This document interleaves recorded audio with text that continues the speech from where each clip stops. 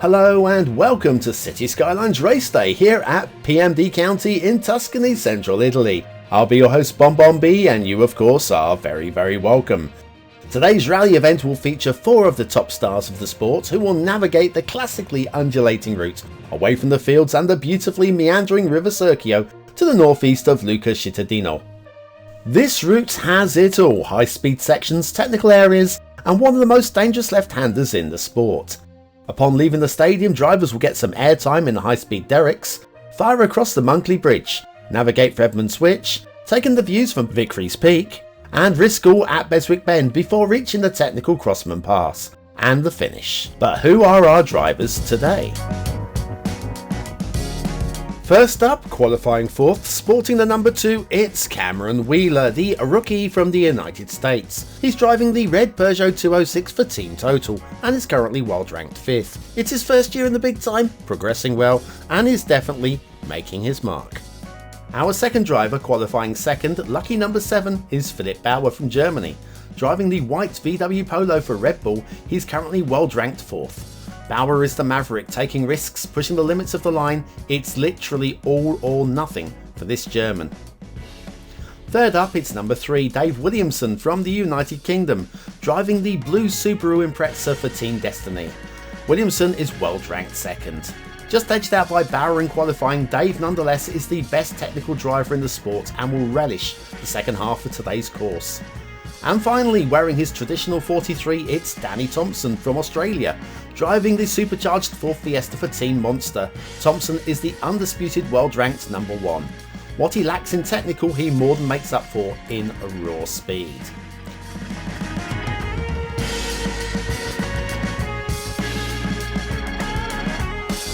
And so for a quick preview of today's course. The opening curves are fast. How fast is fast? Very fast. The derricks will suit the speedsters who will really want to capitalise as much as is possible. Watch out for those speed jumps, you'll get plenty of airtime, and we've positioned our cameras accordingly. Then down the long straight to the Monkley Bridge and our very first checkpoint. All of the drivers will want to be inside 40 seconds here. Then the long right, hold on to that wheel and don't let the car drift before the approach to Fredman Switch, the slowest point on the course. The sharp right-left combo is a real hill climber's dream before accelerating up to Vickery's Peak and the second checkpoint. The views from up here are amazing, but there's no time to look around now as we head back down to the treacherous Beswick Bend. Watch out, there's absolutely nothing to stop you from going over the edge. Instantly into the hairpin, followed by the snaking Crossman's Pass. A technician's delight. Lose the line here and you'll lose so much time before the long sweeping left, the stadium entrance and the checkered flag. That's 2 minutes of action, so let's get ready to race.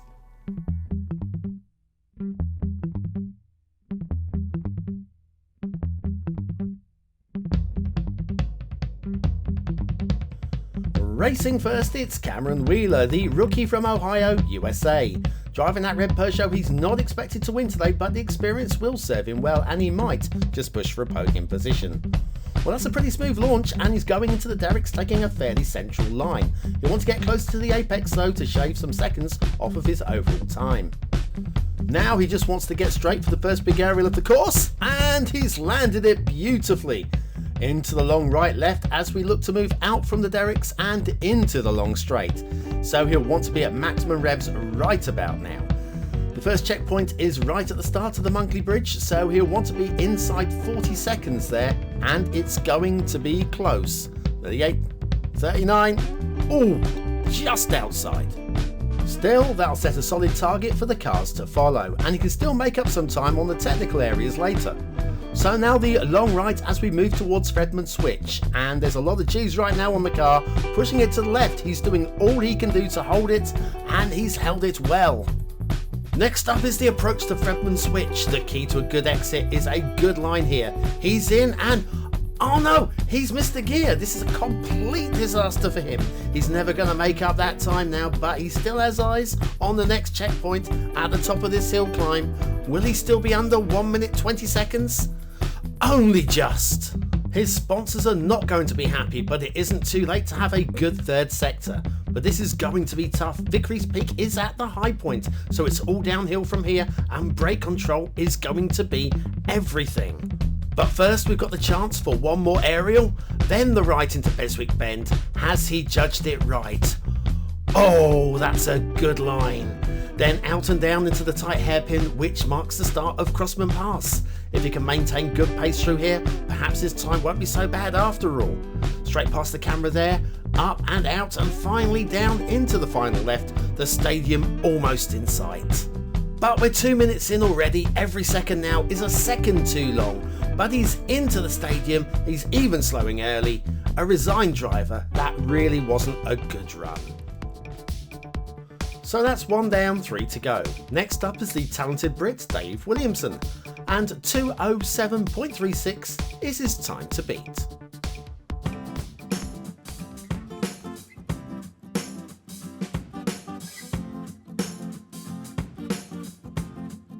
So Williamson doesn't have the fastest straight line speed, but his technical skills are on point. Oh, that's a slow getaway there.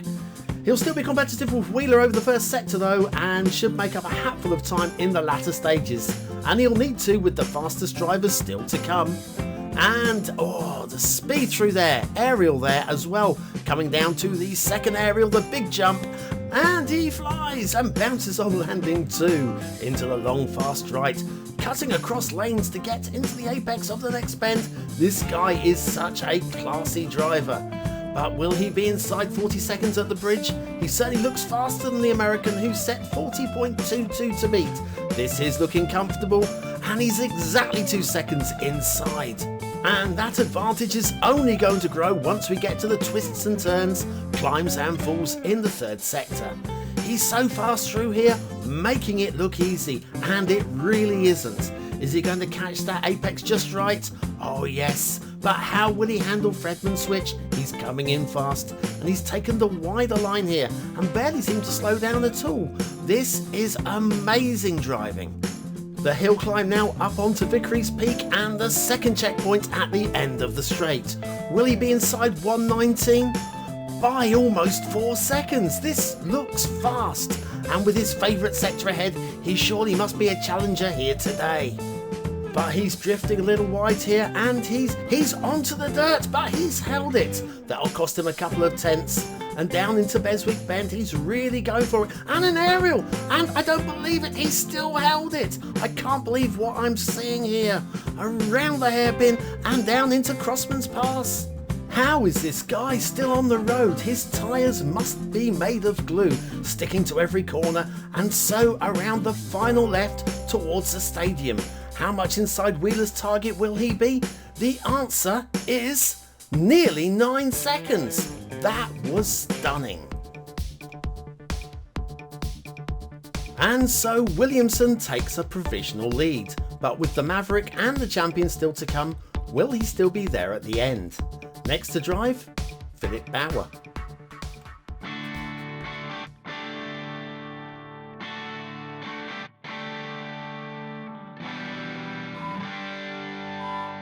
Now this guy is a world champion in the waiting. He's fast, he's technical, but sometimes his concentration will drift and he'll lose time needlessly. Not only that, but we remember back to Svealand where he parked his car in the lake. Hopefully that won't happen today. As for now, we come down to our first jump and it looks fast, but just how fast we'll have to wait and see. It's the long, fast, lazy right leading into the long, fast, lazy left, and the long straight leading up to Monkley Bridge checkpoint. But will he be inside Williamson's time of 38.22? And he's there, 1.6 seconds. This is incredible. As he goes into the long right now. This is going to be an incredible time. As he holds on to this line, gets a bit close. Oh, he's hit the tyre wall. He's hit the tyre wall. Oh my God. I think we've lost him. Can we cut the music, please? Can we cut the music? Can we get the camera down there for a closer look, please? And can somebody call the rescue squad? Thank you. Oh my God, this does not look good. I'm really worried for this young driver. Oh my God, he's on fire. He's in the tree and he's on fire. Can you see this? The rescue squad are on their way. Okay, I think we should better cut back to the studio now and report as soon as we have some more information.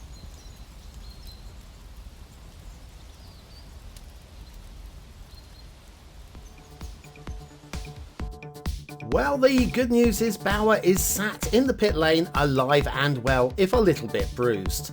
The wreckage has been cleared and the OK has been given for our final driver to race.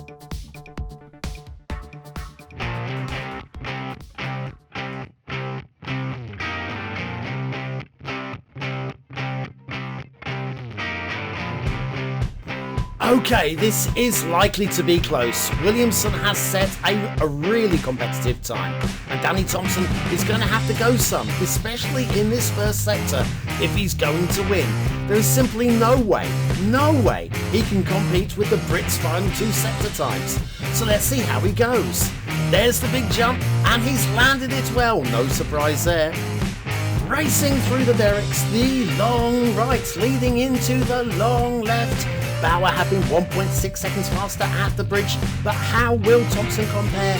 Approaching fast, 38.22 to beat, and it's 36.08, 2.14 seconds faster, and a new sector record too. This is a new standard to which only the Australian could achieve. Past the point where we lost Bauer and he starts to climb up towards Redmond Switch. Has he built up enough of a lead? Only time will tell. Which line will he take through the sharp hill bend? He looks like he's gone narrow. He's gone very narrow, and he's definitely slower than the Brit. This looks like it's going to go down to the wire. That's a good line through there though, and a good acceleration up the hill. Fast approaching the second checkpoint, and an aerial too. How will he do? 1:15.6 to beat. The lead is down to 1.4 seconds, with the toughest sector yet to come.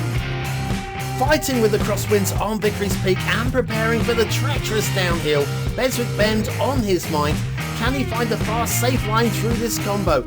As he comes down and through, and safely through Beswick, and now in towards the hairpin. An aerial too. This is still fast running. Has he got enough of a lead? But he's losing form all over the road there. Just about held it. My goodness, I thought he was going out then. But no. And so into the final left and towards the stadium. Has he done enough? 1:58.58 to beat. Has he done it? And he has. And so congratulations to all of our racers today, and especially our champion Danny Thompson from Australia for Team Monster. It's been a truly exciting day's action, and I hope you'll be able to join us for the next event. I've been Bon B, this has been the City Skylines Rally Championship, and you've been very, very welcome. Thanks for watching.